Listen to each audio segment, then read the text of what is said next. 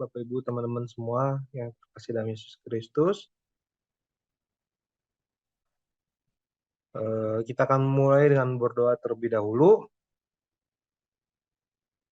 Dalam nama Bapa, Putra, dan Roh Kudus. Amin. Doa sebelum belajar oleh Santo Thomas Aquinas. Allah pencipta segala sesuatu, sumber terang dan kebijaksanaan yang sejati, asal mula segala makhluk, curahkanlah seberkas cahayamu untuk menembus kegelapan akal budi.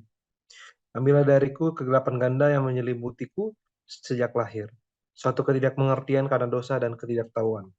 Berilah kepadaku pengertian yang tajam dan ingatan yang kuat, dan kemampuan untuk memahami segala sesuatu dengan benar dan mendasar. Karuniakanlah kepadaku talenta untuk menjelaskan dengan tepat dan kemampuan untuk mengutarakannya dengan saksama, luas, dan menarik.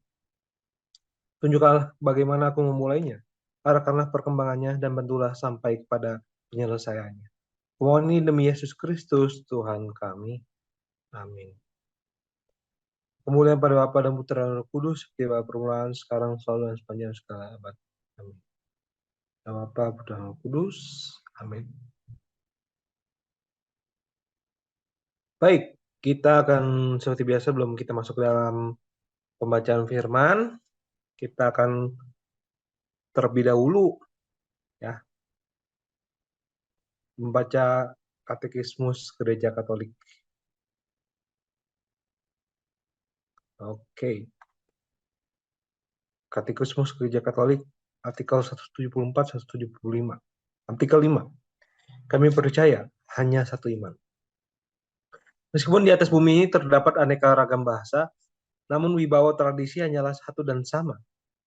Gereja-gereja yang didirikan di Germania percaya dan meneruskan iman yang sama seperti gereja-gereja di Spanyol atau pada orang Celt, sama seperti mereka di kawasan timur atau di Mesir, di Libya atau di tengah bumi. Pesan gereja itu benar dan dapat dipercaya karena padanya tampil di seluruh jagat jalan yang satu dan sama menuju keselamatan. Kita memelihara dengan penuh perhatian iman yang telah kita terima dari gereja sebagai harta yang berharga yang disimpan dalam satu bejana yang sangat baik. Iman itu selalu diremajakan oleh karya Roh Kudus dan dengan demikian diremajakan pula bejana yang menyimpan.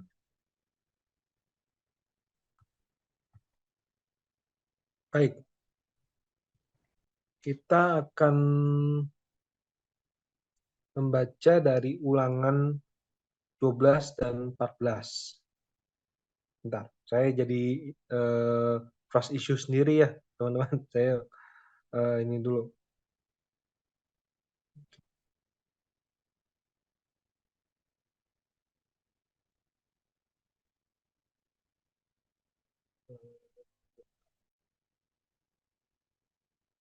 Oke. Mungkin ada next satu slide, sorry. Oh, nanti satu slide. Oke. Nah ya, lupa dihapus yang satu. Oke, nggak apa-apa. Nggak apa-apa teman-teman semua, Bapak Ibu, ada sedikit kesalahan teknis, tidak perlu panik.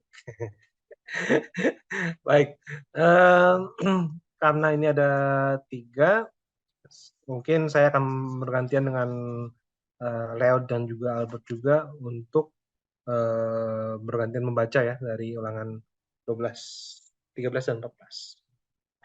Baik, pembacaan dari kitab Ulangan. 1. Tempat ibadah. Inilah ketetapan dan peraturan yang harus kamu lakukan dengan setia di negeri yang diberikan Tuhan Allah nenek moyangmu padamu untuk memilikinya selama kamu hidup di muka bumi. Kamu harus memusnahkan sama sekali segala tempat di mana bangsa-bangsa yang daerahnya kamu duduki itu beribadah pada Allah mereka, yakni di gunung-gunung yang tinggi, di bukit-bukit, dan di bawah setiap pohon yang rimbun. Mesbah mereka kamu harus robohkan. Tugu-tugu berhala mereka kamu remukkan. Tiang-tiang berhala mereka kamu bakar habis. Patung-patung Allah mereka kamu hancurkan. Dan nama mereka kamu hapuskan dari tempat itu. Jangan kamu berbuat seperti itu terhadap Tuhan Allahmu. Tapi tempat yang akan dipilih Tuhan Allahmu dari segala sukumu sebagai kediamannya untuk menegakkan namanya di sana, tempat itulah yang harus kamu cari dan kesanalah harus kamu pergi. Kesanalah kamu harus bawa korban bakaran dan korban sembelihanmu, persembahan persepuluhanmu dan persembahan khususmu, korban nazarmu dan korban sukarelamu, anak-anak sulung lembu sapimu dan kambing dombamu. Di sanalah kamu makan di hadapan Tuhan Allahmu dan bersukaria, kamu dan seisi rumahmu, karena dalam segala usahamu engkau diberkati oleh Tuhan Allahmu. Jangan kamu melakukan apapun yang kita lakukan di sini sekarang, yakni masing-masing berbuat segala sesuatu yang dipandangnya benar. Sebab hingga sekarang kamu belum sampai ke tempat perhentian dan ke milik pusaka yang diberikan kepadamu oleh Tuhan Allahmu. Tapi apabila nanti sudah kamu seberangi sungai Yordan dan kamu diam di negeri yang diberikan Tuhan Allahmu padamu untuk dimiliki, dan apabila Ia mengaruniakan kepadamu keamanan dari segala musuhmu di sekelilingmu, dan kamu diam dengan tentram, maka ke tempat yang dipilih Tuhan Allahmu untuk membuat namamu diam di sana, haruslah kamu bawa semuanya yang diperintahkan padamu, yakni korban bakaran dan korban kesembelihanmu, persembahan persepuluhanmu dan persembahan khususmu, dan segala korban nazarmu yang terpilih yang kamu nazarkan kepada Tuhan. Kamu harus bersukaria di hadapan Tuhan Allahmu, kamu ini anakmu laki-laki dan anakmu perempuan, hambamu laki-laki dan hambamu perempuan, dan orang Lewi yang di dalam tempatmu, sebab orang Lewi tidak dapat bagian bilik pusaka bersama-sama kamu. Hati-hatilah supaya jangan engkau mempersembahkan korban bakaranmu di sembarang tempat yang kau lihat, tapi di tempat yang akan dipilih Tuhan, di daerah salah satu sukumu. Di sanalah harus kau persembahkan korban bakaranmu, dan di sanalah harus kau lakukan segala yang kuperintahkan padamu. Tapi engkau boleh menyembelih dan memakan daging sesuka hatimu, sesuai dengan berkat Tuhan Allahmu yang diberikan kepadamu di segala tempatmu. Orang najis ataupun orang tahir boleh memakannya, seperti juga daging gijang atau daging rusa. Hanya darahnya jangan kau makan, tapi harus kau curahkan ke bumi seperti air. Di dalam tempatmu tidak boleh kau makan persembahan persepuluhan dari gandummu, dari anggurmu dan minyakmu, ataupun dari anak-anak sulung lembu sapimu dan kambing dombamu, ataupun sesuatu dari korban yang akan kau nazarkan, ataupun dari korban sukariamu, ataupun persembahan khususmu. Tapi di hadapan Tuhan Allahmu haruslah engkau memakannya. Di tempat yang akan dipilih Tuhan Allahmu, engkau ini, anakmu laki-laki dan anakmu perempuan, hambamu laki-laki dan hambamu perempuan, dan orang Lewi yang di dalam tempatmu, dan haruslah engkau bersukaria di hadapan Tuhan Allahmu karena segala usahamu. Hati-hatilah, supaya jangan engkau melalaikan orang Lewi selama engkau ada di tanahmu. Apabila Tuhan Allahmu telah meluaskan daerahmu nanti seperti yang dijanjikannya padamu, dan engkau berpikir, aku mau makan daging, karena engkau ingin makan daging, maka bolehlah engkau makan daging sesuka hatimu. Apabila tempat yang akan dipilih Tuhan Allahmu untuk menegakkan namanya di sana terlalu jauh dari tempatmu, maka engkau boleh menyembelih dari lembu sapimu dan kambing dombamu dan yang diberikan Tuhan kepadamu, seperti yang kuperintahkan padamu, dan memakan dagingnya di tempatmu sesuka hatimu. Tapi engkau harus memakan dagingnya seperti memakan daging kijang atau daging rusa. Baik orang najis maupun orang tahir boleh memakannya. Tapi jagalah baik-baik supaya jangan engkau memakan darahnya. Sebab darah ialah nyawa, maka janganlah engkau memakan nyawa bersama-sama dengan daging. Janganlah engkau memakannya, engkau harus mencurahkannya ke bumi seperti air. Janganlah engkau memakannya, supaya baik keadaanmu dan keadaan anak-anakmu yang kemudian, apabila engkau melakukan apa yang benar di mata Tuhan. Tapi persembahan kudusmu yang ada padamu dan korban nazarmu, haruslah kau bawa ke tempat yang akan dipilih itu. Kau harus mengolah korban bakaranmu, daging dan darahnya di atas mezbah Tuhan Allahmu, dan darah korban sembelihanmu haruslah kau curahkan ke atas mezbah Tuhan Allahmu, tapi dagingnya boleh kau makan. Dengarkanlah bagi baik segala yang kuperintahkan padamu, supaya baik keadaanmu dan keadaan anak-anakmu yang kemudian untuk selama-lamanya, apabila engkau melakukan apa yang baik dan benar di mata Tuhan Allah. Peringatan terhadap penyembahan berhala dan ibadah yang sesat. Apabila Tuhan Allahmu telah melenyapkan dari hadapanmu bangsa-bangsa yang daerahnya kau masuki untuk mendudukinya, dan apabila engkau sudah menduduki daerahnya dan diam di negerinya, maka hati-hatilah supaya janganlah engkau kena jerat dan mengikuti mereka setelah mereka dipunahkan dari hadapanmu, dan supaya jangan engkau menanya-nanya tentang Allah mereka dengan berkata, bagaimana bangsa-bangsa ini beribadah kepada Allah mereka? Aku pun mau berlaku begitu. Janganlah engkau berbuat seperti itu terhadap Tuhan Allahmu, sebab segala yang menjadi kekejian bagi Tuhan, apa yang dibencinya, itulah yang dilakukan mereka bagi Allah mereka, Bahkan anak laki-laki dan anak-laki perempuan dibakar mereka dengan api bagi Allah mereka. Segala yang kuperintahkan padamu haruslah kamu lakukan dengan setia, jangan engkau menambahinya atau menguranginya. Ulangan 13 ayat 1 sampai 18. Peringatan terhadap penyembahan berhala dan ibadat yang sesat. Apabila di tengah-tengahmu muncul seorang nabi atau seorang pemimpi, dan ia memberitahukan kepadamu suatu tanda atau mujizat, dan apabila tanda atau mujizat yang dikatakannya kepadamu itu terjadi, dan ia membujuk, mari kita mengikuti Allah lain yang tidak kau kenal, dan mari kita berbakti kepadanya. Maka janganlah engkau mendengarkan perkataan nabi atau pemimpi itu, sebab Tuhan Allahmu mencobai kamu untuk mengetahui apakah kamu sungguh-sungguh mengasihi Tuhan Allahmu dengan segenap hatimu dan dengan segenap jiwamu. Tuhan Allahmu harus kamu ikuti, kamu harus takut akan Dia, kamu harus berpegang pada perintahnya, suaranya harus kamu dengarkan, kepadanya harus kamu berbakti dan berpaut.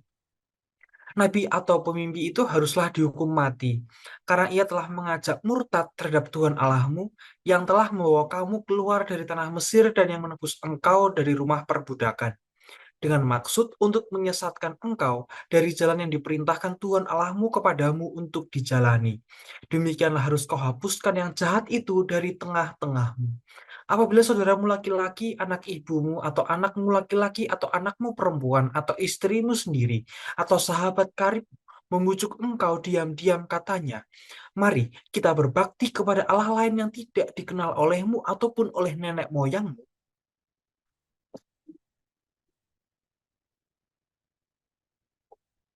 Salah satu Allah bangsa-bangsa sekelilingmu, baik yang dekat kepadamu maupun yang jauh daripadamu, dari ujung bumi ke ujung bumi. Maka janganlah engkau mengalah kepadanya, dan janganlah mendengarkan dia. Janganlah engkau merasa sayang kepadanya, janganlah mengasihani dia, dan janganlah menutupi salahnya. Tetapi bunuhlah dia. Pertama-tama tanganmu sendirilah yang bergerak untuk membunuh dia, kemudian seluruh rakyat. Engkau harus melempari dia dengan batu sehingga mati, karena ia telah berikhtiar menyesatkan engkau daripada Tuhan Allahmu, yang telah membawa engkau keluar dari tanah Mesir, dari rumah perbudakan. Maka seluruh orang Israel akan mendengar dan menjadi takut, sehingga mereka tidak akan melakukan lagi perbuatan jahat seperti itu di tengah-tengahmu. Apabila di salah satu kota yang diberikan Tuhan Allahmu kepadamu untuk diam di sana, kau dengar orang berkata, ada orang-orang dursila tampil dari tengah-tengahmu, yang telah menyesatkan penduduk kota mereka dengan berkata, mari kita berbakti kepada Allah lain yang tidak kamu kenal. Maka haruslah engkau memeriksa, menyelidiki, dan menanyakan baik-baik. Jikalau ternyata benar dan sudah pasti bahwa kekejian itu dilakukan di tengah-tengahmu, maka bunuhlah dengan mata pedang penduduk kota itu, dan tumpaslah dengan mata pedang kota itu, serta segala isinya dan hewannya. Seluruh jarahan haruslah kau kumpulkan di tengah-tengah lapangan, dan harus kau bakar habis kota dengan seluruh jarahan itu sebagai korban bakaran yang lengkap bagi Tuhan Allahmu. Semuanya itu akan tetap menjadi timbuhan puing untuk selamanya dan tidak akan dibangun kembali. Next.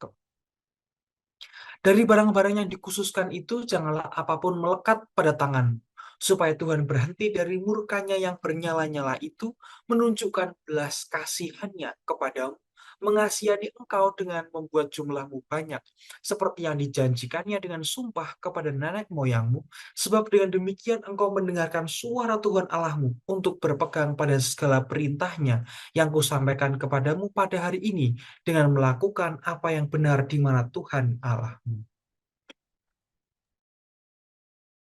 Cara berkabung yang dilarang dan binatang yang haram dan tidak haram. Kamulah anak-anak Tuhan Allahmu. Janganlah kamu menoreh-noreh dirimu ataupun menggundul rambut di atas dahimu karena kematian seseorang. Sebab engkaulah umat yang kudus bagi Tuhan Allahmu, dan engkau dipilih Tuhan untuk menjadi umat kesayangannya dari antara segala bangsa yang di atas muka bumi. Janganlah engkau memakan sesuatu yang merupakan kekejian. Inilah binatang-binatang berkaki 4 Yang boleh kamu makan: lembu, domba, dan kambing, rusa, kijang, rusa dandi, kambing hutan, kijang gunung, lembu hutan, dan domba hutan. Setiap binatang berkaki 4 yang berkuku belah, yaitu yang kukunya bersela panjang menjadi 2, dan yang memamah biak di antara binatang-binatang berkaki 4, itu boleh kamu makan. Tetapi inilah yang tidak boleh kamu makan dari antara yang memamah biak atau dari antara yang berbelah dan bersela kukunya: unta, kelinci, kelinci hutan, dan marmot, karena semuanya itu memang memamah biak tetapi tidak berkuku belah. Haram semuanya itu bagimu. Juga babi hutan, karena memang berkuku belah tetapi tidak memamah biak. Haram itu bagimu. Daging binatang-binatang itu janganlah kamu makan, dan janganlah kamu terkena bangkainya. Inilah yang boleh kamu makan dari segala yang hidup di dalam air. Segala yang bersirip dan bersisik boleh kamu makan. Tetapi segala yang tidak bersirip atau bersisik janganlah kamu makan. Haram semuanya itu bagimu. Setiap burung yang tidak haram boleh kamu makan. Tetapi yang berikut janganlah kamu makan: burung raja wali, ering janggut, dan elang laut, elang merah, elang hitam, dan burung dendang menurut jenisnya. Setiap burung gagak menurut jenisnya. Burung unta, burung hantu, camar, dan elang sikap menurut jenisnya. Burung pungguk, burung hantu besar, burung hantu putih, burung undan, burung ering, dan burung dendang air. Burung ranggung dan bangau menurut jenisnya, meragai dan kelelawar. Juga segala binatang mengeriap yang bersayap, itu pun haram bagimu, jangan dimakan. Segala burung yang tidak haram boleh kamu makan.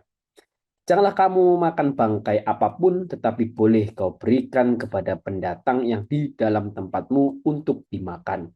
Atau boleh kau jual kepada orang asing, sebab engkaulah umat yang kudus bagi Tuhan Allahmu. Janganlah kau masak anak kambing dalam air susu induknya. Persembahan persepuluhan. Haruslah engkau benar-benar mempersembahkan persepuluhan dari seluruh hasil benih yang tumbuh di ladangmu tahun demi tahun, di hadapan Tuhan Allahmu di tempat yang akan dipilihnya untuk membuat namanya diam di sana. Haruslah engkau memakan persembahan persepuluhan dari gandummu, dari anggurmu dan minyakmu, ataupun dari anak-anak sulung lembu sapimu dan kambing dombamu, supaya engkau belajar untuk selalu takut akan Tuhan Allahmu. Apabila dalam hal engkau diberkati Tuhan Allahmu, jalan itu terlalu jauh bagimu, sehingga engkau tidak dapat mengangkutnya, karena tempat yang akan dipilih Tuhan untuk menegakkan namanya di sana terlalu jauh dari tempat. Maka haruslah engkau menguangkannya dan membawa uang itu dalam bungkusan dan pergi ke tempat yang akan dipilih Tuhan Allahmu. Dan haruslah engkau membelanjakan uang itu untuk segala yang disukai hatimu, untuk lembu sapi atau kambing domba, untuk anggur atau minuman yang memabukkan, atau apapun yang diingini hatimu. Dan haruslah engkau makan di sana di hadapan Tuhan Allahmu dan bersukaria, engkau dan seisi rumahmu. Juga orang Lewi yang diam di dalam tempatmu janganlah kau abaikan, sebab ia tidak mendapat bagian milik pusaka bersama-sama engkau. Pada akhir 3 tahun, engkau harus mengeluarkan segala persembahan persepuluhan dari hasil tanahmu dalam tahun itu dan menaruhnya di dalam kotamu. Maka orang Lewi, karena ia tidak mendapat bagian milik pusaka bersama-sama engkau, dan orang asing, anak yatim dan janda yang di dalam tempatmu akan datang makan dan menjadi kenyang, supaya Tuhan Allahmu memberkati engkau di dalam segala usaha yang dikerjakan tanganmu. Demikianlah sabda Tuhan. Syukur kepada Allah.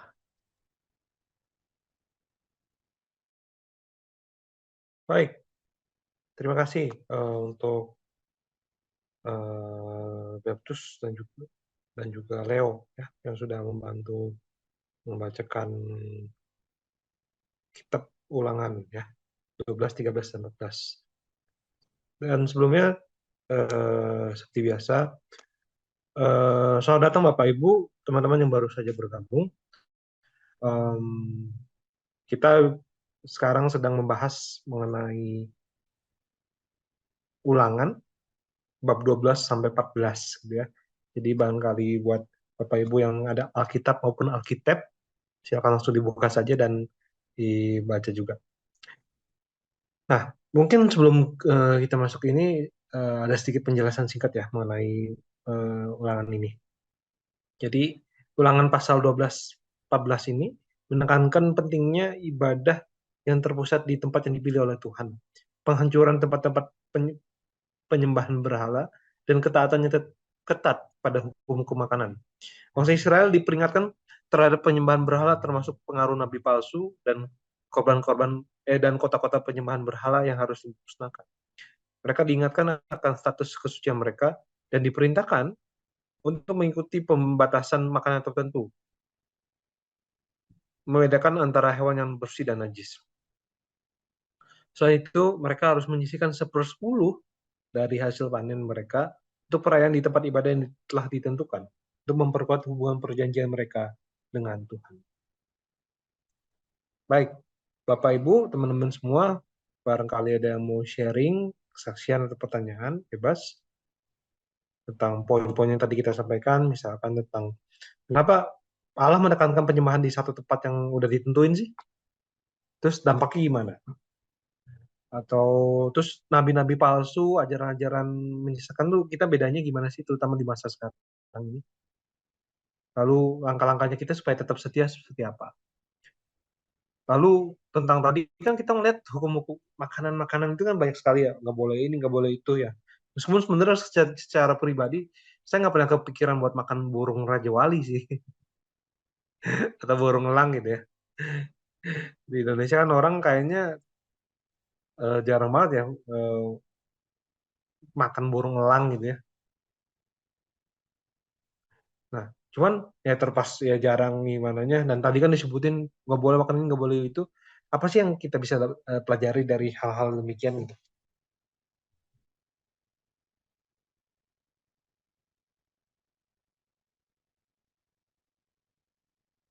Enggak silakan. Oh ya, mungkin sambil intermezzo juga eh, ya selamat memasuki sebenarnya sudah 10 hari ya gitu aja. Kita sudah memasuki bulan Rosario gitu. Dan tentu saja karena bulan Rosario juga banyak yang mungkin sedang berziarah juga ke Gua Maria gitu ya. Ataupun tempat-tempat yang memiliki taman doa yang ya terkait dengan Bunda Maria dan semacamnya. Termasuk di paroki, saya di paroki Bunda Maria Cirebon nih.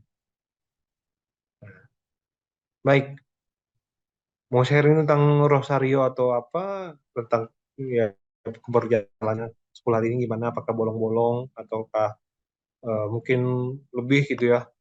Jadi Rosario 3 kali sehari udah kayak makan, misalkan kan nggak ada yang tahu ya. Paling kayak gini sih sebenarnya kalau boleh komentar gitu ya. Sebenarnya kan kembali lagi ini kan apa ya? Kalau Yesus kan mengajarkan apa yang masuk ke dalam tubuh kita itu tidak menajiskan kita. Atau mungkin kalau dalam konteks bahasa Israel tuh tidak bikin kita kotor. Nah, tapi yang bikin kita kotor itu apa yang keluar daripada hati kita, perbuatan kita, perkataan-perkataan yang mungkin menyakitkan bagi orang lain gitu ya. Nah, itu yang bikin kotor gitu. Dan seperti yang waktu itu juga 2 minggu lalu saya sempat ngomong juga, kembali lagi sebenarnya Allah tuh mendidik kita tuh biar kita tuh tidak berhenti ya pada kesucian atau kekudusan fisik saja, tapi juga kekudusan yang terutama adalah kekudusan hati kita. Dan ini merupakan salah satu cara buat mendidik bangsa Israel gitu ya istilahnya. Dan nggak terbatas. eh, Misalkan oke lah kita nggak makan burung elang gitu, ya. Burung raja wali kita nggak makan babi hutan dan semacamnya. Tapi kenyataannya kita menyakiti orang lain, memfitnah orang lain misalkan.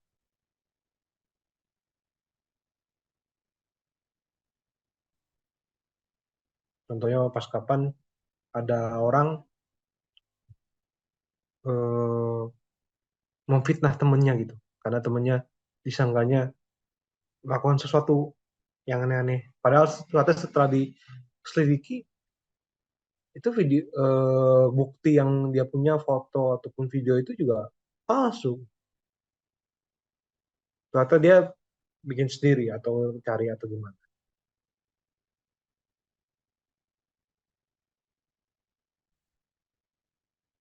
Padahal kan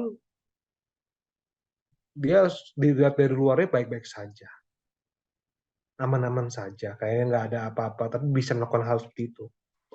Sama aja, kita juga diminta juga buat mengejar tidak hanya fisiknya aja, gitu, tapi juga dalam hati kita seperti apa.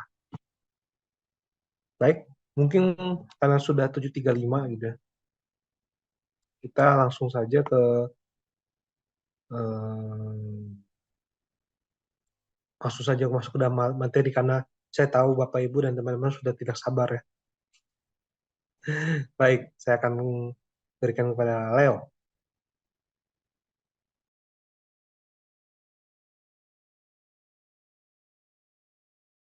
Oke, aku minta tolong itu ya untuk share screen ya, Kojas.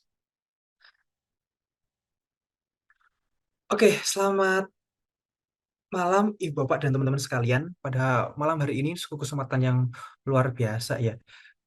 Pertama, kita mengulangi kembali mengenai ketentuan-ketentuan atau ketetapan-ketetapan. Yang pertama mengenai kesetiaan kepada Tuhan, kemudian kesetiaan itu kemudian akan diwujudkan dalam berupa dalam bentuk cobaan ya dari nabi-nabi palsu, kemudian ada ajaran-ajaran sesat yang muncul dalam perkembangannya. Kemudian terakhir nanti dari Kak Albertus ada berbicara mengenai yang haram, yang najis, makanan-makanan yang low kosher ataupun yang tidak. Jadi secara khusus pada malam hari ini saya akan membahas dua bab, yaitu bab 12 dan juga bab 13. Poin besar yang saya bawakan mengenai kesetiaan, ya, mengenai kesetiaan Allah kepada manusia dan mengenai kesetiaan manusia kepada Allah. Eh, ada pepatah bahwa dalam khotbah, seorang pastor mengatakan bahwa jika manusia itu ingin Tuhan setia, maka manusia harus setia kepada Tuhan dalam doa. Gitu. Jadi kesetiaan itu akan muncul dalam pertukaran dua pribadi. Gitu. Jika manusia ingin Tuhan setia kepada kita, maka kita pun harus setia kepada Tuhan dalam doa. Dan inilah yang kita akan pelajari pada malam hari ini, terutama mengenai nanti di pokok yang kedua, yaitu mengenai nabi-nabi palsu dan ajaran-ajaran yang sesat.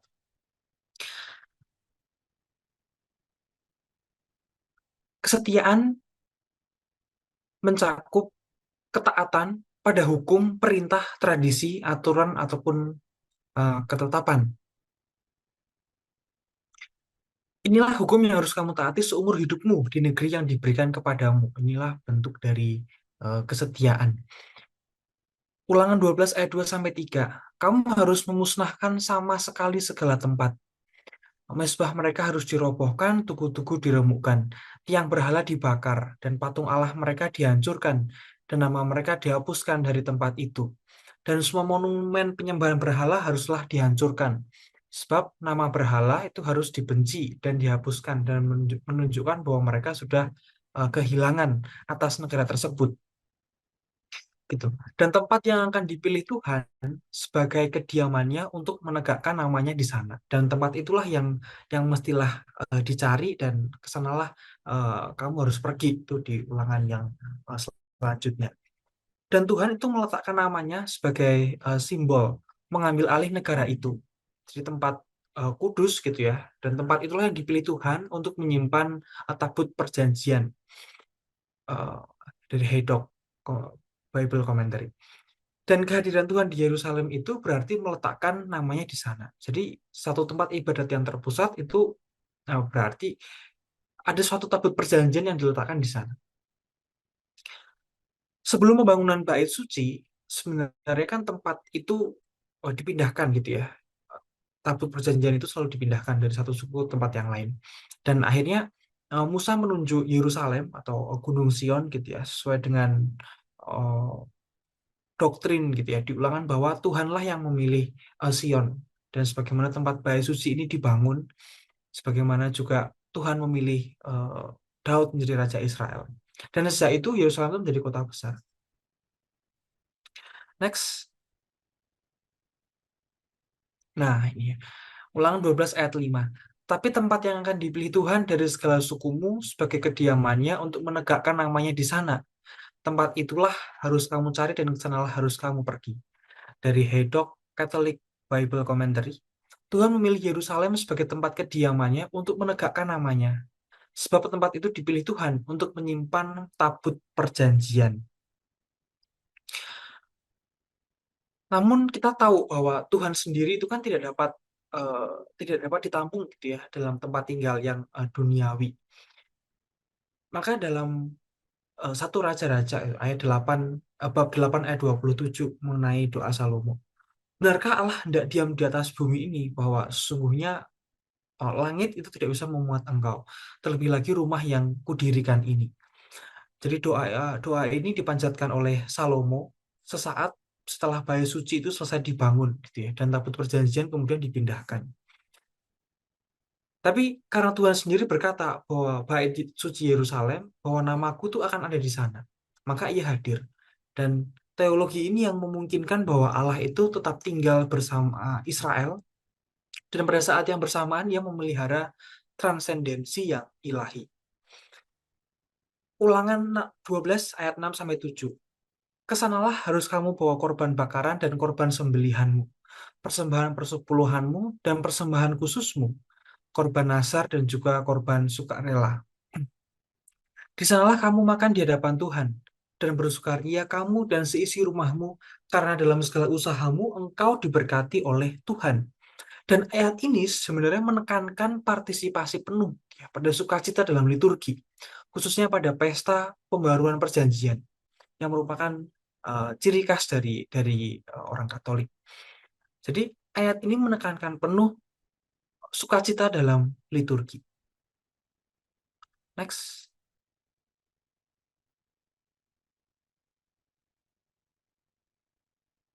Nah, Ulangan 12 ayat 8 sampai 9. Janganlah masing-masing berbuat segala sesuatu yang dipandangnya benar. Sebab hingga sekarang kamu belum ke tempat perhentian dan ke milik pusaka yang diberikan kepadamu oleh Tuhan Allahmu. Dan jangan engkau mempersembahkan korban bakaran di sembarang tempat yang kau lihat. Sebab pengorbanan itu harus dibatasi pada satu tempat yang dipilih Tuhan. Dan pada akhirnya hal ini adalah Yerusalem. Dan kemudian di Ulangan 12 ayat 15 begitu ya, kira-kira. Darah itu harus dipahami sebagai sumber kehidupan dan karenanya tidak boleh dikonsumsi bersamaan dengan daging. Dan kalau kita lihat Ulangan 12 ayat yang ke-17, di dalam tempatmu tidak boleh kau makan persembahan persepuluhan dari gandummu, dari anggurmu dan minyakmu, ataupun dari anak-anak sulung lembu sapimu dan kambing dombamu, ataupun sesuatu dari korban yang akan kau nasarkan, ataupun dari korban sukarelamu, ataupun persembahan khususmu. Jadi 12 ayat, Ulangan 12 ayat 17 ini mengenai persepuluhan. Tapi persepuluhan ini itu yang istimewa adalah persepuluhan ini ditujukan untuk perayaan. Sebenarnya persepuluhan yang biasa itu kan sepenuhnya milik suku Lewi gitu ya. Sebab kan suku Lewi tidak punya milik pusaka, tidak punya milik pusaka. Sehingga kehidupan imam itu akan ditopang oleh para para para umatnya gitu ya. Dalam hal ini adalah suku-suku yang mendukung dari suku Lewi. Nah, tapi jika orang tersebut menyatakan bahwa ia bermaksud mempersembahkannya sebagai persembahan pendamaian, imam suku Lewi itu hanya dapat mengklaim apa yang diberikan kepadanya oleh hukum. Gitu. Next. Ulangan 12 ayat 22 sampai 23. Tetapi engkau harus memakan dagingnya. Dan kemudian jagalah baik-baik supaya jangan engkau memakan darahnya. Sebab darah ialah nyawa. Maka janganlah engkau memakan nyawa bersama dengan daging. Jadi dalam hal ini memang diperbolehkan gitu ya, asalkan tidak menularkan kenajisan kepada orang lain. Tapi itu menghalangi diri dia sendiri untuk mendekati hal yang suci.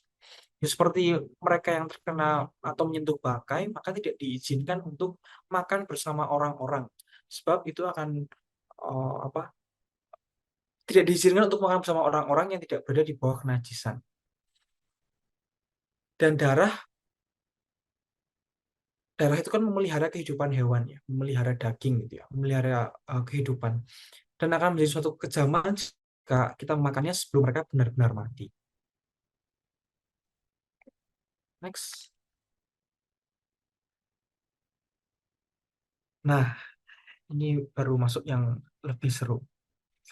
Maka hati-hatilah supaya jangan engkau kena jerat dan mengikuti mereka. Itu Ulangan 12 ayat 30. Dan Ulangan 12 ayat 32, segala yang kuperintahkan kepadamu, haruslah kamu lakukan dengan setia. Janganlah engkau menambahinya atau menguranginya.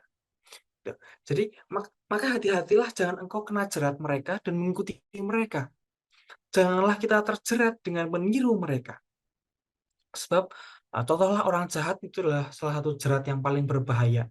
Manusia harus membenci semua kemunafikan dan segala hal yang gagal untuk menyenangkan Tuhan gitu ya. Contoh orang jahat itu adalah salah satu jerat yang paling berbahaya yang dapat ditempatkan di jalan kita. Kita bisa melihat contoh bahwa meskipun banyak peringatan berulang dari Tuhan, kita melihat betapa rentannya bangsa Israel itu dalam mengadopsi kebiasaan berhala gitu ya, dari bangsa-bangsa ini. Kemudian kita dicontohkan juga ada banyak bangsa yang ditemui oleh bangsa Israel, mereka berhala, dan kemudian ditunjukkan betapa bangsa Israel itu menghancurkan mereka. Gitu. Maka kita pun sebagai manusia harus membenci semua kemunafikan ataupun segala sesuatu yang gagal menyenangkan Tuhan. Dan hanya itu gitu ya yang harus mereka lakukan. Ulangan 12 ayat 32, segala yang kuperintahkan kepadamu haruslah kamu lakukan dengan setia. Janganlah engkau menambahinya atau menguranginya. Tapi dari Haydock Catholic Bible Commentary, kitab suci itu kan memang dipandang sebagai otoritas ilahi. Mengadopsi peraturan baru dalam spirit yang sama itu tidaklah dilarang. Sebab sumber iman kita ada kitab suci, ada tradisi, ataupun ada magisterium. Jadi menambahkan suatu mengadopsi suatu aturan baru dengan spirit yang sama itu tidaklah dilarang. Sebab hukum yang pertama yang dikehendaki oleh Tuhan adalah kecuali ketaatan yang tepat terhadap hukum itu, tidak ada kesalahan yang lebih daripada itu. Tidak ada ketaatan yang lebih daripada itu. Selain dari ketaatan yang tepat terhadap hukum-hukum itu. Sebab siapa yang dapat memperkenalkan perubahan atau menciptakan sesuatu yang lebih baik. Kita tahu ya bahwa Yesus itu kan penuh dengan kasih karunia dan kebenaran. Ia juga mengenapi hukum dan para nabi. Dan kebenaran itulah yang kita bawa sampai sekarang. Slide terakhir di kitab ini. Ya, apa itu kesetiaan? Jadi, saya menambahkan satu refleksi di akhir dari babak pertama ini, dari babak pertama punya saya itu ya, bahwa seringkali kesetiaan itu dianggap bertentangan dengan kebahagiaan. Banyak orang, banyak teman-teman kemudian memperoleh kebahagiaan ataupun kesetiaan itu seperti bertentangan. Bagaimana bisa orang itu dapat setia dalam komitmen gitu ya? Apakah ada kebahagiaan di sana? Apakah saya menemukan kebahagiaan dalam komitmen, dalam suatu kesetiaan di sana? Kalau mungkin ibu bapak yang sudah menikah kesetiaan dengan pasangan, apakah ada kebahagiaan mungkin dapat mudah untuk dijawab gitu ya, mudah untuk di-sharingkan. Tapi bagi kita anak-anak muda ini seringkali susah untuk dijawab. Apakah wujud kesetiaan itu tanpa kita sadari bahwa kita pun juga menerima banyak sekali kesetiaan dari orang tua, dari orang-orang sekitar gitu ya. Ada yang mengatakan bahwa, kalau saya sih mengatakan itu tergantung definisi. Ada yang mengatakan bahwa kebahagiaan itu kan terukur dari perolehan hal-hal yang diinginkan atau kita sebutnya dengan prestasi. Tapi sejatinya kan kita manusia itu mengalami atau menerima kesetiaan dari orang yang menjadi bagian dalam hidup kita. Kehadiran dalam hidup. Maka bagi saya pemberian diri itu adalah suatu kebahagiaan. Ada satu bentuk kebahagiaan, suatu bentuk keputusan, suatu bentuk komitmen. Pada umumnya kalau saya berefleksi sebagai anak, kita tuh sebenarnya kan tahu ya apa yang membuat orang lain itu bahagia. Untuk orang tua, untuk saudara, barangkali untuk pacar, untuk anak, gitu, siapapun yang jadi bagian dalam hidup. Kita semua tuh tahu bagaimana kita apa yang menyenangkan mereka. Tapi kita juga tahu bahwa sekedar mengetahui saja tidak cukup, sebab harus diwujudkan. Jadi dengan memberikan kesetiaan dalam mereka itu menunjukkan suatu semangat untuk menjadi bagian dalam kehidupan kehidupan dia, kehidupan orang yang juga belong pada kita. Jadi dengan memperlihatkan kualitas hidup mereka dan tidak ada suatu hal yang mana yang boleh dan mana yang tidak boleh untuk dilakukan. Sebab uh, besar kecilnya satu kesetiaan itu tidak diukur dari prestasi melainkan dari kasih yang melandasinya. Jadi kerelaan untuk terlibat sepenuhnya dalam hidup seseorang. Saya pernah mengalami kesetiaan itu dari ibu saya, gitu ya. Walaupun sejak kecil saya dipaksa les macam-macam, belajar matematika, organ vokal, baca buku segala macam dibaca, gitu. Tapi pada hari ini, pada saat itu mungkin saya menolak gitu, karena saya rasa itu berat sekali. Tapi hari ini saya memaknai bahwa itu adalah bentuk kesetiaan ibu kepada anaknya. Mungkin saya akan menyesal gitu ya seandainya saya tidak dipaksa sebegitunya sehingga saya punya itu yang membentuk membentuk pribadi saya sekarang dengan caranya yang unik. Nah, karena saya mengalami banyak bentuk kesetiaan dan saya pun juga pernah memberikan satu kesetiaan itu untuk teman-teman tim di Jazz House of Praise ini. Hari ini tuh kita harus sangat berbahagia ya. Ini menurut saya suatu pencapaian bahwa ibu bapak ada 12 orang yang menyempatkan untuk hadir, dan ini adalah kebahagiaan bagi kita sebagai tim. Akhir-akhir ini memang saya sangat sibuk sekali di kantor. Nah, barangkali Kak Bertus dengan S3-nya, kemudian Ko Jos dengan kehidupan kantornya. Dan di tengah-tengah itu eh, dengan Ko Ricardo kita berempat masih setia untuk mencari, untuk belajar apa yang eh, mesti kita berikan pada setiap Kamis ya, setiap dua dua Kamis. Nah, hal ini memang sama sekali tidak tidak tidak gampang ya membagi waktu. Bahkan saya pun minta maaf bahwa kemarin hari Rabu saya pun tidak bisa ikut gladi bersih dengan mereka. Jadi biasanya sih kita tiap hari Rabu tuh gladi bersih dulu ya. Apa yang mesti kita bawakan dalam jazz Kamis esok harinya. Tapi kemarin karena saya lembur sampai malam di kantor sehingga eh, saya tidak saya tidak ikut gladi bersih gitu. Nah, tapi karena kesetiaan gitu ya, dengan banyaknya halangan macam-macam pekerjaan itu, tapi hanya dengan kesetiaan saya ingin menjadi bagian dalam jazz ini, dan saya yakin ibu bapak dan teman-teman sekalian juga demikian. Maka terjadilah pada pada hari ini gitu. Dulu saya masih ingat dalam jazz ini tuh ketika Kak Bertus gitu ya sendirian gitu menyiapkan materi, kemudian membuat undangan dan juga lainnya. Nah, kemudian saya rajin gitu ya jadi peserta ikut, kemudian dipercaya jadi moderator, kemudian menjadi pemateri. Nah, satu tahapan ataupun satu transformasi yang saya alami sendiri ini paling tidak adalah suatu bentuk kesetiaan yang sedang berusaha saya lakukan. Dan karena kita akan membahas kitab suci sampai akhir, sampai Wahyu, nah semoga kesetiaan yang Ibu Bapak tunjukkan, Ibu Bapak berikan kepada kita, dan kita pun juga mengupayakan setia dengan adanya sesi ini tiap 2 Kamis, itu lebih daripada sekedar pengalaman iman, sharing, semua menjadi berkat bagi kita semua.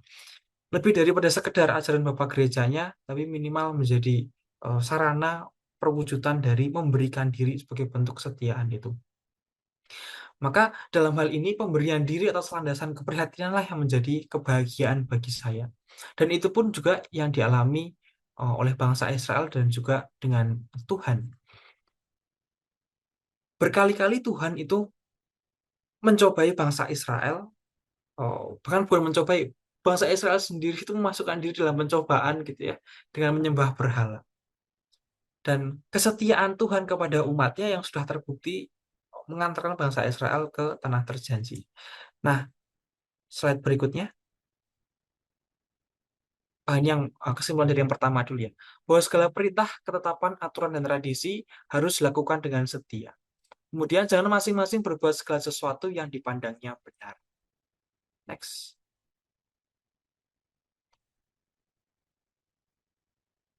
Kok hilang?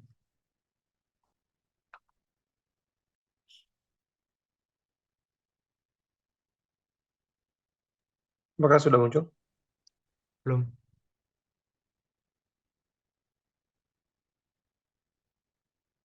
Nah, kemudian yang kedua adalah waspada terhadap nabi-nabi palsu. Eh, pada dasarnya ulangan bab 13 ini mengenai eh, bagaimana seandainya terjadi bagaimana seandainya kita menghadapi nabi-nabi palsu. Mungkin kita baca lagi ya 13 ayat 1 sampai 5. Apabila di tengah-tengahmu muncul seorang nabi atau seorang pemimpi dan ia memberitahukan kepadamu suatu tanda atau mujizat. Dan apabila tanda atau mujizat yang dikatakan yang kepadamu itu terjadi dan ia membujuk, mari kita mengikuti Allah lain yang tidak kau kenal dan mari kita berbakti kepadanya. Maka janganlah engkau mendengarkan perkataan nabi atau pemimpi itu, sebab Tuhan Allahmu mencobai kamu untuk mengetahui apakah kamu sungguh-sungguh mengasihi Tuhan Allahmu dengan segenap hatimu dan dengan segenap jiwamu. Tuhan Allahmu harus kamu ikuti. Kamu harus takut akan Dia. Kamu harus berpegang pada perintahnya. Suaranya harus kamu dengarkan. Kepadanya harus kamu berbakti dan berpaut. Nabi dan pemimpin itu haruslah dihukum mati. Jadi ini salah satu contoh gitu ya, bagian dari penyembahan berhala. Jadi ingin melihat mukjizat yang instan. Mungkin di luar topik ini ya, ada suatu gerakan yang cukup uh, masif di Amerika. Untungnya masih di Amerika. Setidaknya ada 2. Yang pertama yaitu gereja, ada gereja, tapi gereja itu macam-macam ya, ada Scientology atau mungkin ada yang satanik ataupun yang lain-lainnya juga. Nah, bermacam-macam gereja itu akhirnya memang tidak lagi menyembah Tuhan, tapi kemudian berfokus pada dunia. Dan kemudian yang kedua adalah gerakan New Age Movement. New Age Movement itu seperti apa ya? Seperti menganulir atau meniadakan peran Tuhan dalam keputusan hidup manusia. Sehingga seolah-olah yang kita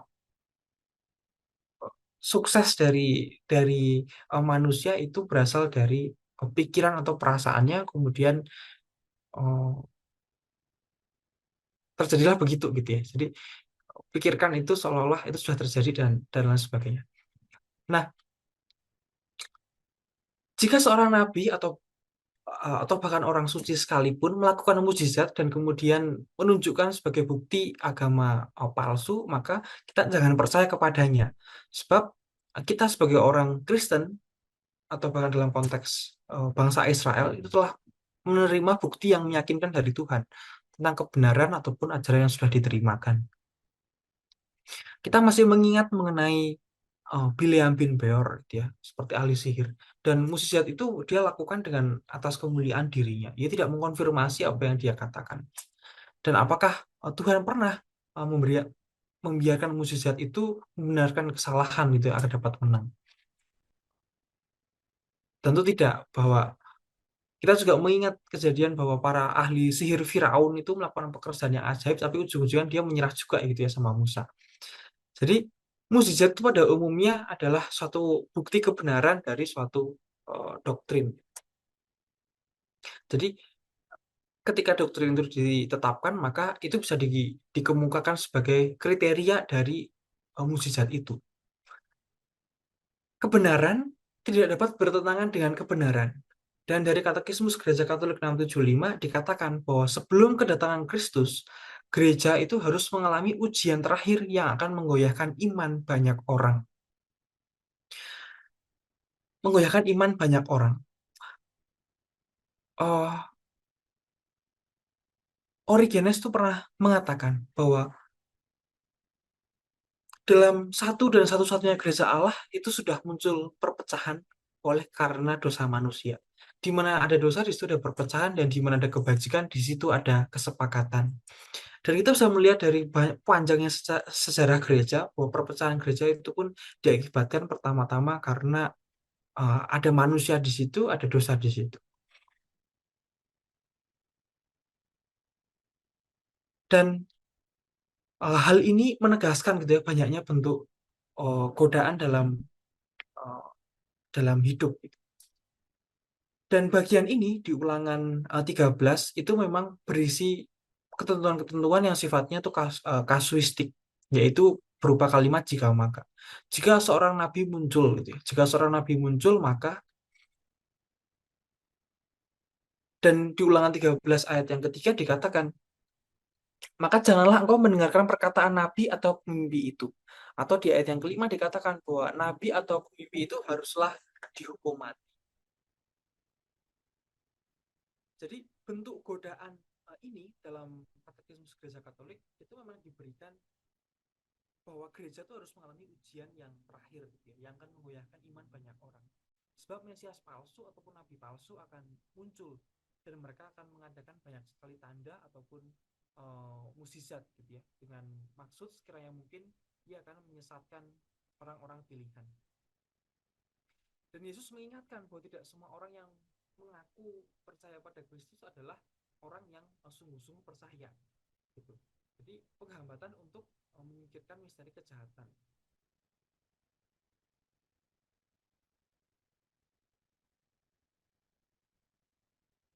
Santo Agustinus dari Hippo mengatakan bahwa godaan yang membuktikan kualitas iman dengan cara itu, suaranya kecil ya?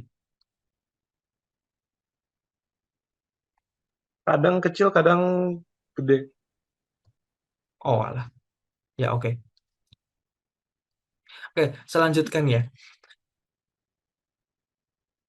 Maka ujian bagi nabi sejati itu adalah pembuktian ramalannya dengan mempertimbangkan kesetiaan kepada Tuhan. Jadi untuk dicatat bahwa penyelesaian dari sebuah nubuat itu tidak selalu membuktikan bahwa orang yang mengucapkannya adalah seorang nabi sejati. Pengetahuan tentang penyebab yang alamiah, yang penyebab fisis gitu ya, secara fisis ataupun secara kimia, memungkinkan seorang nabi palsu itu bisa menemukan kebenaran. Jadi seorang nabi palsu itu bisa berpura-pura menerima wahyu Allah dalam mimpi, kemudian mimpi itu bisa menjadi, tapi di saat yang bersamaan gitu ya, mimpi memang bisa menjadi suatu sarana nubuat untuk berbuat yang benar. Maka gimana caranya membedakan gitu ya, di awal pertanyaan refleksi dikatakan demikian. Ujian bagi nabi yang sejati adalah pembuktian ramalannya dengan mempertimbangkan kesetiaan kepada Tuhan. Seperti apakah mereka berdoa dengan tekun serta mengabdi pada Tuhan?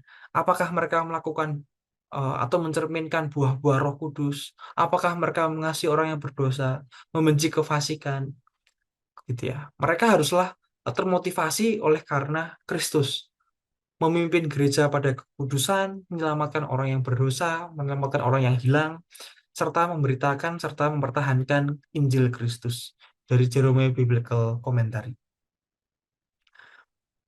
Kemudian ada eh, satu permenungan terakhir dari Agustinus dari Hippo. Godaan yang membuktikan kualitas iman. Dengan cara itu Allah mencobai setiap orang. Misalkan ada suatu teks atau suatu perikop berkata bahwa Allah itu kan tidak mencobai siapapun. Tapi kita mesti memaknai itu, mesti dipahami bahwa itu kan tidak berlaku untuk setiap jenis godaannya, tapi hanya jenis tertentu yang tidak dicobai oleh Allah. Gitu. Nah, sebaliknya, ada juga yang mengatakan, Allah tuh sedang mencobai engkau, aku sedang mencobai engkau. Itu kan berarti akan menjadi salah, gitu ya. Akan menjadi kontradiktif, seolah-olah. Maka dalam hal ini, ada godaan yang menuntut kepada dosa. Dan Allah itu tidak mencobai manusia dengan cara itu. Tapi ada godaan ataupun ujian yang membuktikan kualitas iman, seperti kasus Ishak, gitu ya. Dan dengan cara itulah Allah mencobai setiap orang. Ada ungkapan bahwa jika ia menguji, berarti Allah memang mengizinkan suatu pengujian. Allah mengizinkan kita untuk diuji agar dapat mengetahui sejauh mana kemajuan dalam kasih kesetiaan kepadanya. Dan menurut cara pikir yang sama ini, kita bisa menjadi sedikit lebih mengerti mengenai bahwa perkataan Tuhan Yesus, bahwa ia tidak mengetahui akhir dunia. Sebab ia memang menyembunyikannya dari para pengikutnya demi kebaikan manusia. Ketika dikatakan bahwa Allah tidak tahu akhir dari dunia, berarti mesti dipahami bahwa eh, sorry, ketika ketika dikatakan bahwa hanya Bapa yang tahu, dipahami dengan benar jika ia yang menyebabkan anak itu mengetahui. Tapi ketika anak itu tidak tahu, haruslah dipahami bahwa anak yang menyebabkan manusia itu tidak tahu dalam konteks akhir dunia. Dan terakhir ditutup dari Hedok Catholic Bible Commentary, menguji manusia itu untuk menemukan watak manusia, membuka hati manusia bagi relasi dan dunia. Next. Maka kesimpulan dari waspada terhadap nabi-nabi palsu adalah Allah menguji manusia bukan dengan godaan menuju dosa, melainkan untuk mengukur suatu kualitas iman yang dimiliki oleh manusia. Terima kasih. Selanjutnya akan diteruskan oleh Kak Bertus. Oke, terima kasih Leo. Oke, next. Oke, kita akan bahas langsung ke ulangan pasal 14 ya. Nah, ulangan pasal 14 ini ada 3 bagian, ada 3 perikop. 2 ayat pertama itu bicara tentang cara berkabung yang dilarang. Kemudian perikop selanjutnya bicara tentang binatang yang haram dan tidak haram. Dan perikop selanjutnya bicara tentang persembahan persepuluhan. Secara umum sebenarnya semuanya ini sudah pernah, ini hanya mengulang saja ya. Gitu ya. Jadi itu saya tampilkan ayat-ayat yang diulang. Ya, Imamat 19, 21, kemudian Imamat 11 dan Imamat 27. Nah, next.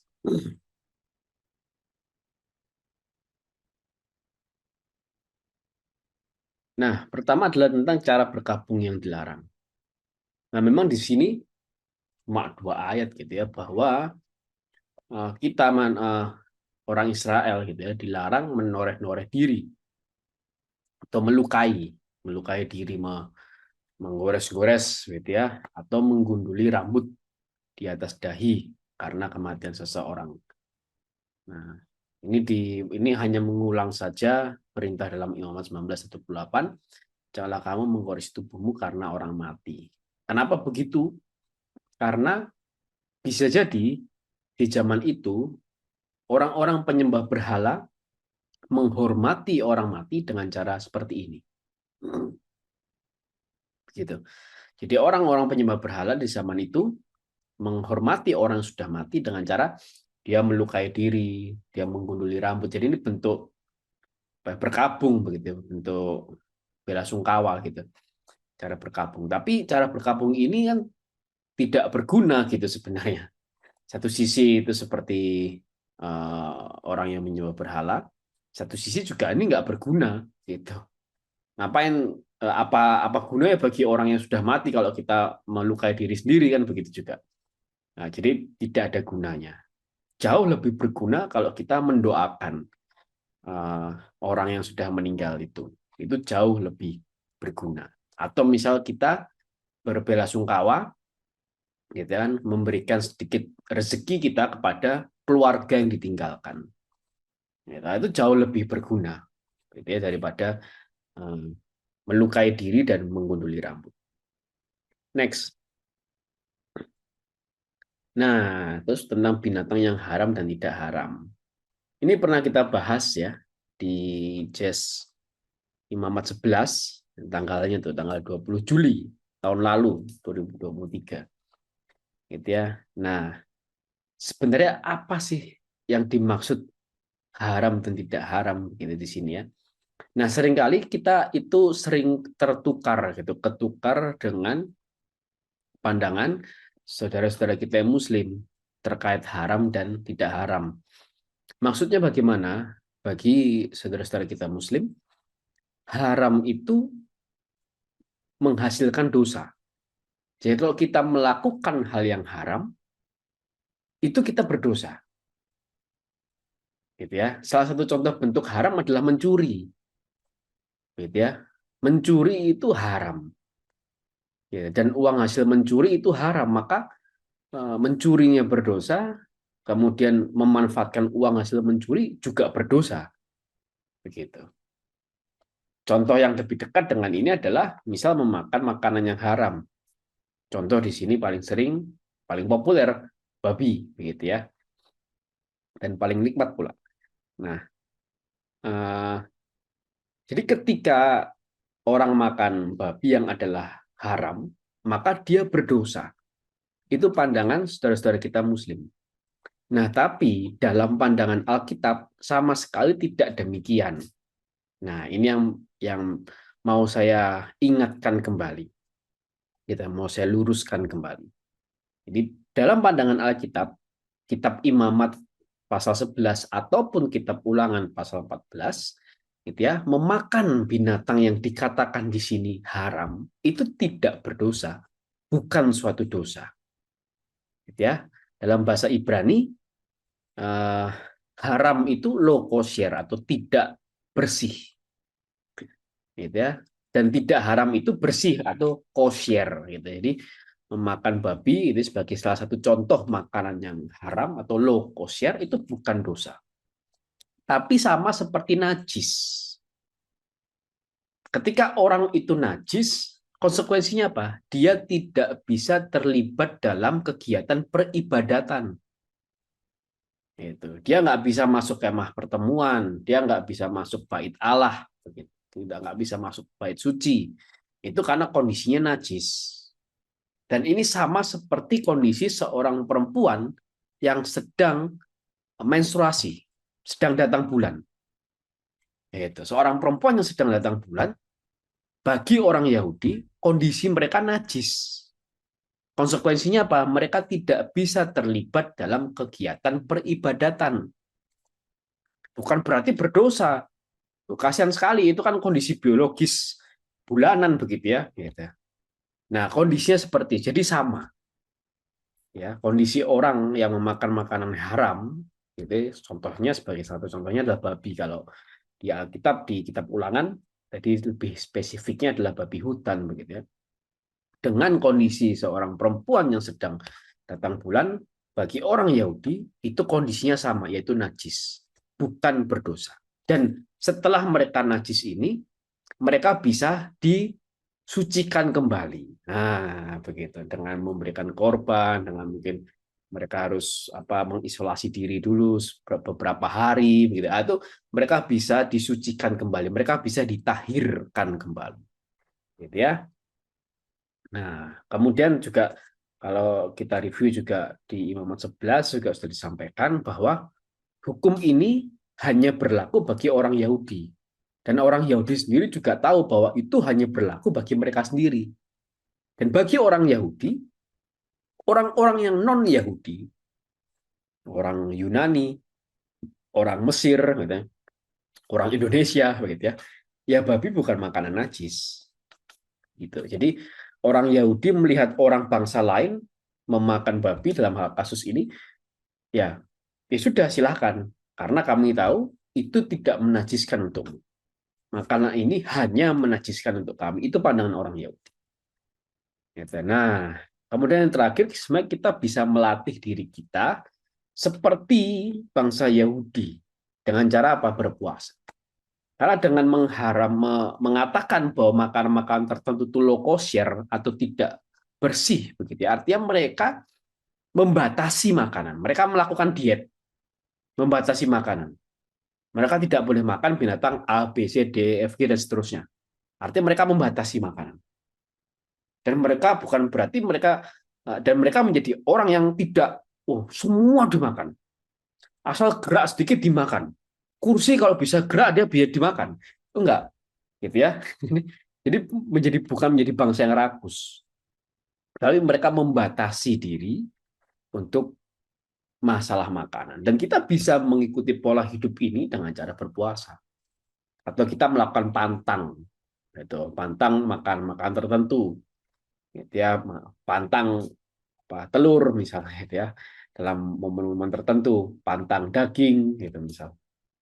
Atau pantang garam gitu ya dalam momen-momen tertentu. Atau mungkin bagi yang sebagai perokok aktif, pantang rokok, itu juga bentuk bahwa kita melatih diri dengan spiritualitas yang sama seperti bangsa Yahudi ini. Dan yang paling penting adalah bahwa ritual dari hukum Taurat ini itu sudah dihapuskan oleh Kristus sendiri. Dari yang sudah Jos sampaikan ya, bahwa Tuhan Yesus sendiri mengatakan yang menajiskan kamu, kembali lagi ya, yang menajiskan, bukan yang membuat kamu berdosa, tapi yang menajiskan kamu, bukan yang masuk ke mulutmu, tapi justru yang keluar dari mulutmu. Karena yang keluar dari mulut berasal dari dalam hati. Percabulan, amarah, dendam, dan lain sebagainya. Itulah yang menajiskan kamu. Itu. Next. Nah, ini terkait ini. Jadi itu kita review saja. Nah, kemudian kita masuk ke Ulangan 14 ayat 22 sampai 29. Ini terkait persembahan persepuluhan. Nah, ini mengulang juga kitab Imamat 27. Walaupun di kitab Imamat itu hanya 4 ayat ya. Di sini bisa sampai 8 ayat. Di kitab Ulangan bisa 8 ayat, di kitab Imamat hanya 4 ayat. Nah, persembahan persepuluhan apa yang diberikan? Persembahan persepuluhan dari tanah dan persembahan persepuluhan dari ternak. Nah, dalam momen-momen tertentu, kalau ternak atau hasil tanah itu susah dibawa ke Yerusalem, ke Bait Suci, maka ternak hasil tanah itu boleh diuangkan. Itu yang disampaikan dalam kitab Ulangan. Gitu ya. Jadi ditambahkan bahwa hasil ternak itu boleh diuangkan. Begitu. Next. Nah, sebenarnya apa sih esensi daripada persembahan persepuluhan ini? Nah, pertama kita mesti lihat dulu. Persembahan persepuluhan ini diberikan kepada siapa? Supaya kita tahu esensinya. Jadi bukan hanya sekedar melakukan gitu ya. Bahkan beberapa orang Kristen mewajibkan tapi tidak mengerti esensinya apa. Begitu, tidak mengerti tujuan persepuluhan ini apa. Kalau kita lihat di sini, ini jelas. Persepuluhan itu diberikan kepada siapa? Ya, ini persepuluhan ini sebagai makanan. Ya, sekali lagi makanan untuk siapa? Orang Lewi. Dikasih penjelasan pula di sini karena mereka tidak mempunyai tanah. Orang asing, anak yatim piatu, dan para janda. Nah, kelompok-kelompok ini dibuat satu golongan, dijadikan satu golongan sebagai golongan orang yang tidak mampu. Sebagai golongan orang yang sangat membutuhkan. Karena persembahan persepuluhan itu bukan dipakai mereka untuk melakukan perjalanan jauh, enggak. Atau untuk membeli pakaian, enggak.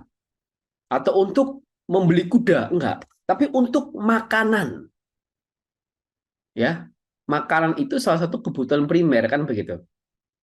Pangan, papan, sandang. Pangan. Jadi memenuhi kebutuhan primer pangan bagi orang Lewi, orang asing, anak yatim piatu dan para janda. Mereka dijadikan satu kelompok karena mereka termasuk kelompok yang membutuhkan. Jadi mereka bergantung kehidupan mereka, makanan mereka, kebutuhan primer pangan mereka bergantung dari persembahan persepuluhan.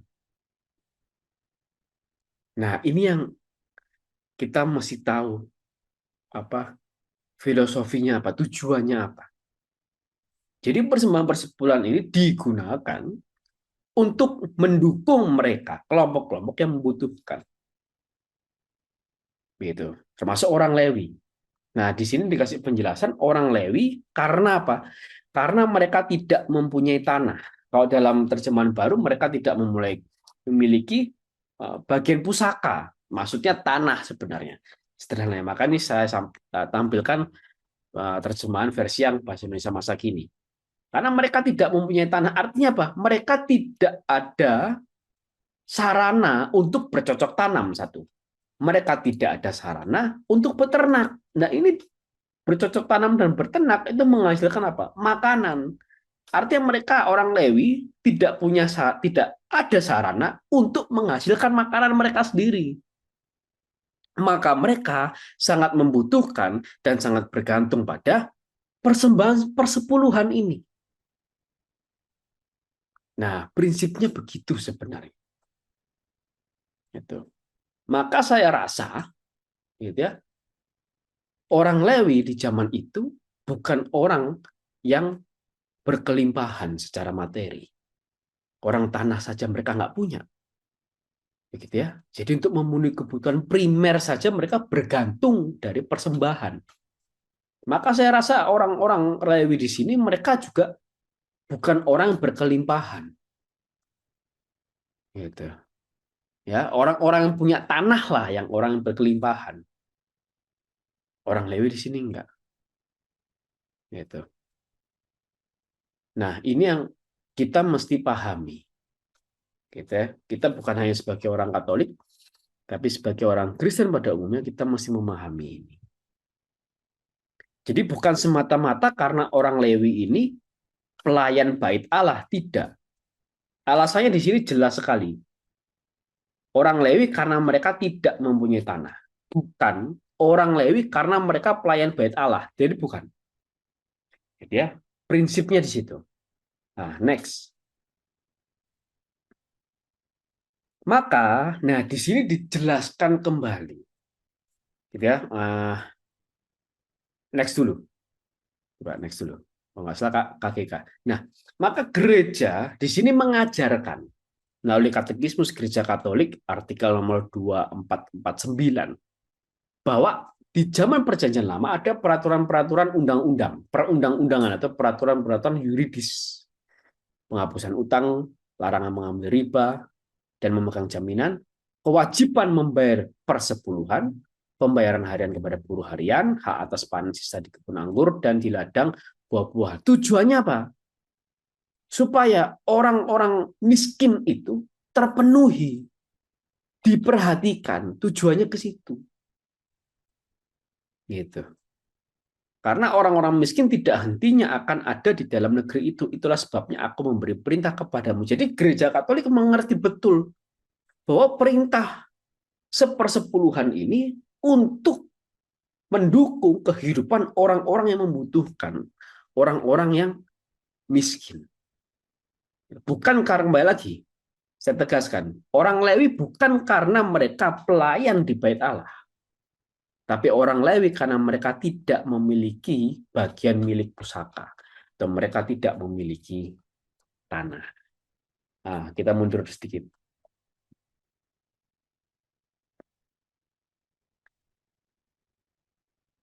Nah, maka di sini dijelaskan, di dalam Didache Bible, dijelaskan bahwa persembahan persepuluhan itu pertama adalah sebagai rasa syukur atas berkat Tuhan. Karena semua ini berasal dari Tuhan.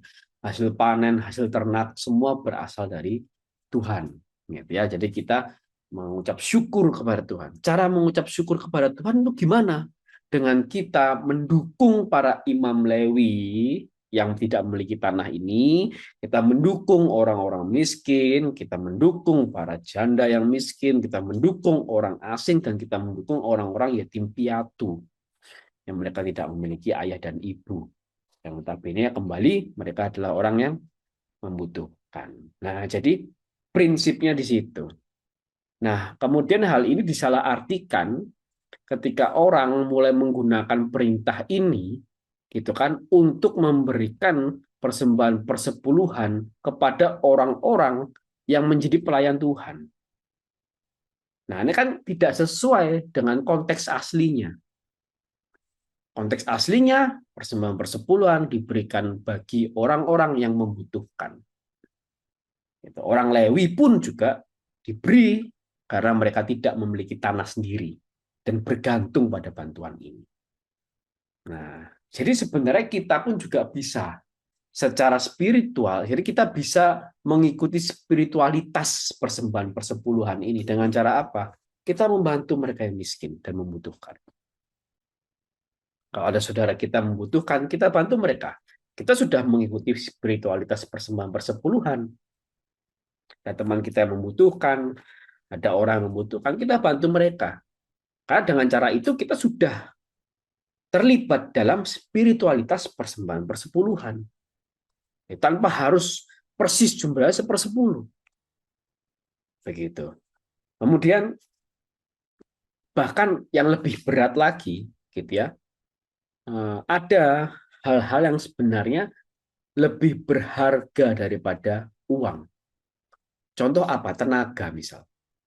Tenaga itu lebih berharga daripada uang. Kalau uang hilang atau uang habis, bisa dicari. Gitu ya.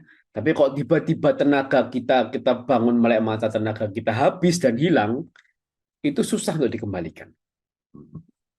Ya kan?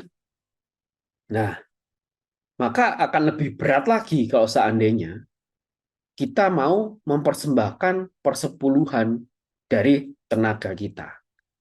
Itu kan pasti akan lebih berat lagi. Jadi ada hal-hal yang lebih bernilai sebenarnya daripada uang. Atau mungkin hal lain yang lebih bernilai apa? Waktu misalnya. Itu jauh lebih bernilai daripada uang waktu itu. Karena uang hilang bisa dicari, waktu hilang nggak bisa mundur lagi. Gitu kan? Kesempatan hilang belum tentu datang kedua kalinya. Begitu. Jadi tantangan bagi kita, bisa nggak kita mempersembahkan 1/10 dari waktu kita? Itu tantangan juga bagi kita. Gitu. Dengan cara mungkin kita bisa melayani, gitu ya. Melayani itu sudah habis tenaga, habis waktu juga. Begitu kan? Jadi kita sudah mempersembahkan tenaga, mempersembahkan waktu, mempersembahkan, bahkan beberapa orang juga sampai mempersembahkan jiwa raga, gitu ya. Gitu. Mungkin kalau kita sebagai konselor, gitu ya, mendengarkan orang yang curhat dengan masalah yang sangat berat, ya kita itu jiwa raga juga kita korbankan, kita persembahkan untuk orang tersebut. Begitu. Nah, itu kan sesuatu yang lebih bernilai sebenarnya daripada uang. Apalagi tadi Leo cerita, gitu ya, sharing bagaimana kita berempat tetap apa ya, puji Tuhan semua karena kasih karunia Tuhan juga, ya, korban waktu, tenaga, materi, gitu ya. Semua karena kasih karunia Tuhan juga bahwa jazz ini masih bisa berjalan sampai sekarang. Ini jazz yang ke-100, teman-teman Bapak Ibu. Jadi ini pertemuan jazz yang ke-100. Gitu ya, puji Tuhan. Kita bisa sampai ke yang ke-100, begitu ya. 100 saja masih sampai kita ulangan, gitu ya. Nanti kita masuk Matius entah kapan, gitu ya. Pertemuan berapa enggak tahu. Itu ya, ini semua karena kasih karunia Tuhan, begitu. Dan di dalam jazz ini sudah pasti waktu, tenaga, begitu ya, pikiran, begitu ya. Bayangkan kita memikirkan, merenungkan sesuatu yang tidak berguna bagi pekerjaan kita, misalnya begitu ya. sesuatu yang di luar dari pekerjaan kita, gitu. Tapi kita pikirkan, kita renungkan, kita pelajari, gitu ya, nah, untuk pelayanan, gitu, untuk kita bisa bisa melayani. Itu juga semua kasih karunia. Nah, itu tidak terlepas daripada kita mau, gitu, bukan sanggup ya, tapi hanya sebatas mau untuk uh, mempersembahkan sedikit, bahkan mungkin nggak sampai 1/10 gitu ya, sedikit dari waktu dan tenaga kita.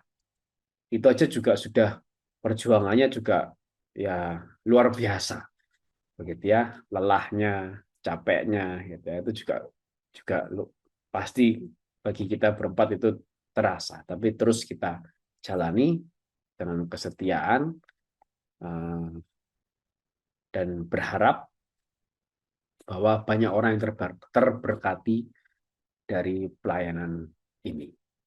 Begitu. Nah, next.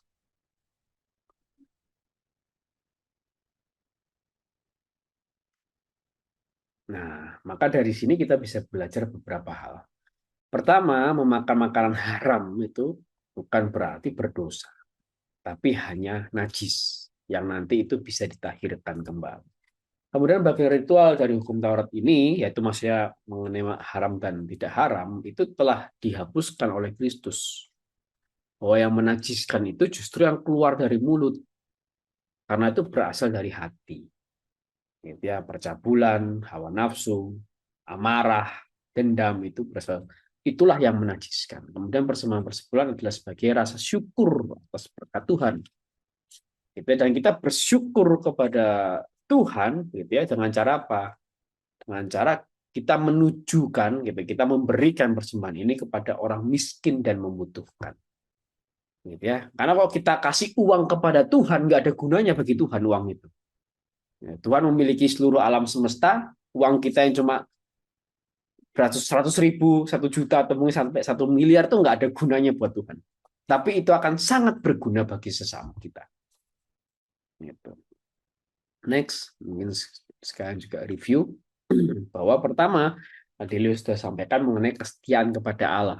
Jadi kita belajar segala perintah, ketetapan, aturan, dan tradisi harus dilakukan dengan setia.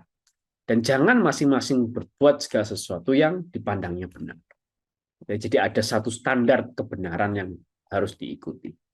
Kedua, mengenai waspada nabi palsu, yaitu Allah itu menguji manusia bukan dengan godaan menuju dosa, melainkan untuk mengukur kualitas iman manusia. Tadi seperti Leo tunjukkan contohnya seperti Allah menguji Abraham untuk mempersembahkan Ishak, begitu ya. Nah, next, kemudian yang ketiga, eh,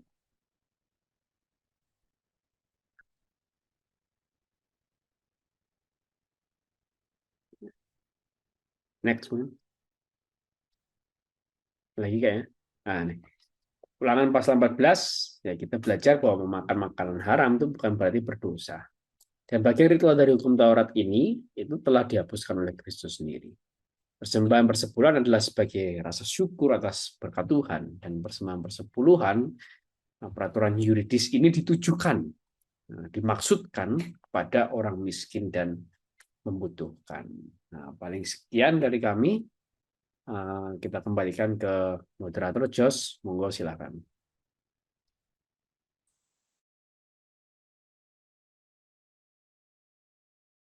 Baik, terima kasih Bertus dan Leo gitu ya. Sudah memberikan materi mengenai Ulangan 12, 13, 14 ya.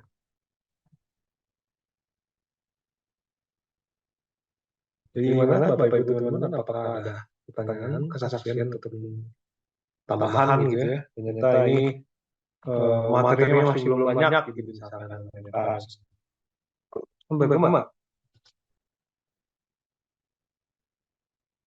Suaranya bergema tak? Iya, bergema. Bisa ya?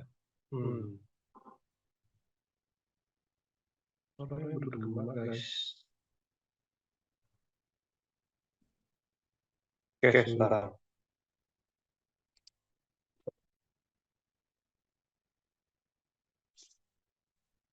Suaranya gimana sekarang? Apakah masih bergema? Masih Jos. Masih ya? Loh, kok bisa ya? Nah, Kamu mesti pakai headset deh kok. Tapi udahlah nggak apa. Gas aja.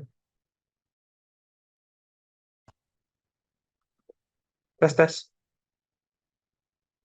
Oke, Benar-benar.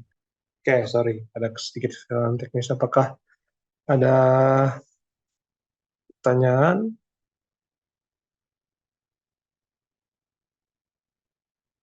Mungkin sudah meresap kali ya. Sudah meresap ke dalam hati, jadi nggak bisa berkata-kata lagi.